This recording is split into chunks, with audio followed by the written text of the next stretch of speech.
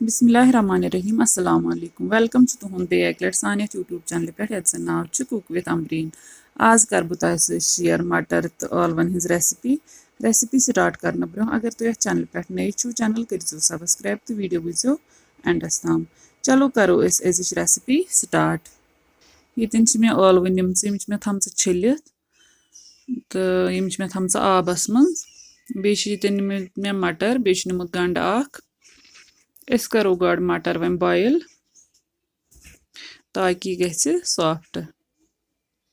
मटर तोतान बॉयल कर योताम soft gun यपर new तेल करो अत मज वन aalव फ्राई aalव तोतान फ्राई कर योताम गोल्डन ब्राउन गन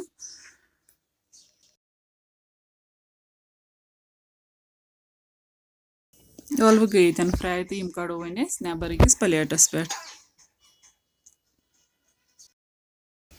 वन तेल बचोमुत अत मज करो वन गंड फ्राई गोड गंड तोताम फ्राई कर योताम गोल्डन ब्राउन गन गंड युथु पूर फ्राई गन अत मज त्रो आब कतर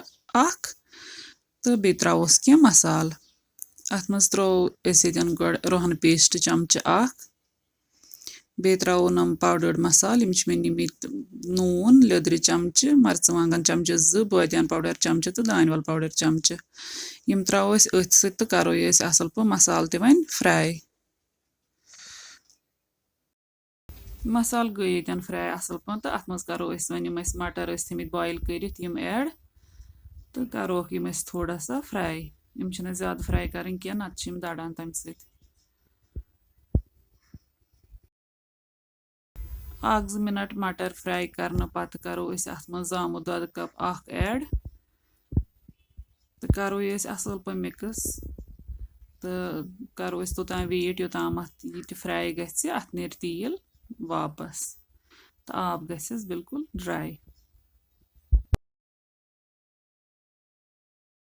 अम दित वन तेल वापस तो अम पे त्रो अत मज aalव फ्राई आस थम कर मिक्स कर पत त्रो अत मज आब त्रो अत मज आबस 2 गिलास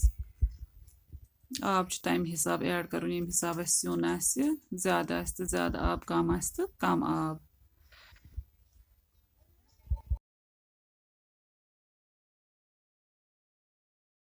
लगभग 10-15 मिनट हाई फ्लेमस पे थत कोर चक यम मटर तो aalव बिल्कुल रेडी गमित ये करो वन अत 1-2 चमच होच मेथ ऐड तो अथ वोत सन अजिच रेसिपी ये अन तुम अगर सन अजिच रेसिपी पसंद आम वीडियो करो लाइक तो शेयर बे दीजो पन फीडबैक कमेंट सेक्शनस मज रेसिपी करो जरूर ट्राई अल्लाह हाफिज।